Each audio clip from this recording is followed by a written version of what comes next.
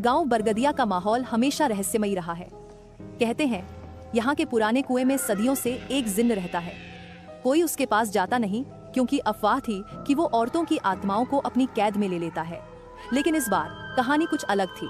नैना 20 साल की सुंदर, जिद्दी और जिज्ञासु लड़की, जिन्न कैद से बाहर आने को बेताब, लेकिन लड़की के लिए अजीब आकर्षण रखने वाला दादी माँ, गांव की बुजुर्ग जिन्हें जिन्न की सच्चाई पता है।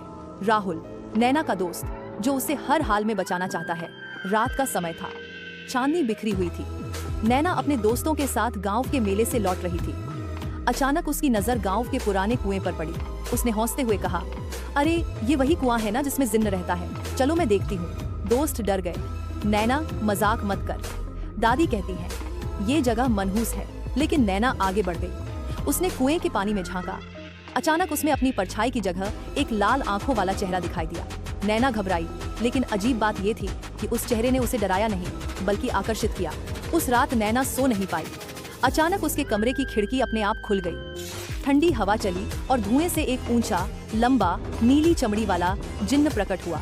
जिन्न ने गहरी आवाज में कहा, तुमने मुझे बुलाया था, अब मैं आ गया हूँ।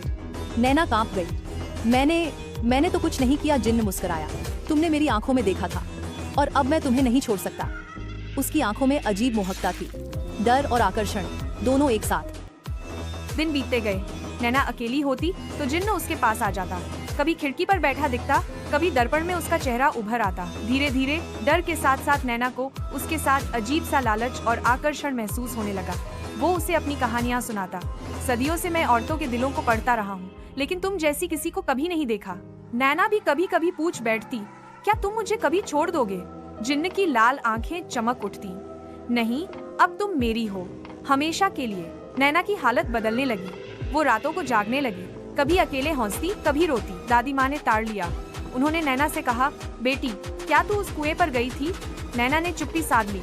दादी बोली, वो जिन्न औरतों को बहलाता है, उनका दिल जीतकर उनकी आत्मा छीन लेता है। अभी भी वक्त है, बच जा। लेकिन नैना अपने दिल की सुन चुकी थी। राहुल, जो बचपन से नैना का दोस्त था, उससे मिलने आया। उसने देखा नैना के कमरे में अजीब ठंडक और धुआं फैला है। राहुल बोला, नैना तुझे कुछ हो रहा है, तू बदल गई है। नैना अचानक गुस्से से चिल्लाई, चले जाओ यहाँ से, अब मुझे किसी की जरूरत नहीं। लेकिन राहुल ने दरवाजे के पीछे छुपे लाल आंखों वाले साए को देख लिया। एक रात जिन्न ने नैना से कहा, अगर तुम सच में मेरी हो तो मुझे अपना दिल सौंप दो, फिर हम हमेशा साथ रहेंगे। नैना उसकी आंखों में खो गई थी। धीरे से बोली, हाँ मैं तैयार हूँ। तभी अचानक दादी और राहुल कमरे में आ गए। दादी ने मंत्र पढ़ना शुरू किया। जिन्न गरज उठा, कोई मुझे अलग नहीं कर सकता, ये मेरी है। कमरा हिलने लगा, दीवारें टूटने लगी। नैना चीख पड़ी। दादी मंत्र पढ़ रही थी। राहुल ने नैना को पकड़ लिया।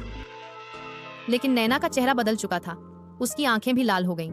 जिन्न हंसते हुए बोला, देखो अब ये आधी मेरी हो चुकी है, तुम चाहो भी तो इसे बचा नहीं सकते। राहुल चिल्लाया, नैना होश में आओ। नैना कुछ पल के लिए कांपी, लेकिन फिर जिन्न की ओर बढ़ गई। दादी ने आखिरी मंत्र पढ़ा और जिन्न फिर से धुएं में बदल गया। लेकिन इस बार कुछ अजीब हुआ। नैना ने मुस्कुराते हुए कहा, धन्यवाद दादी, अब वो हमेशा के लिए चला गया। सबने राहत की सांस ली। लेकिन उसी रात नैना की खिड़की से वही लाल आंखें चमकी। नैना के होंठों पर हल्की मुस्कान आई और उसने धीमे से फुसफुसाया, अब मैं ही जिन्न हूँ। नैना अब आधी इंसान आधी जिन्न बन चुकी थी। गांव में औरतें एक एक करके गायब होने लगीं।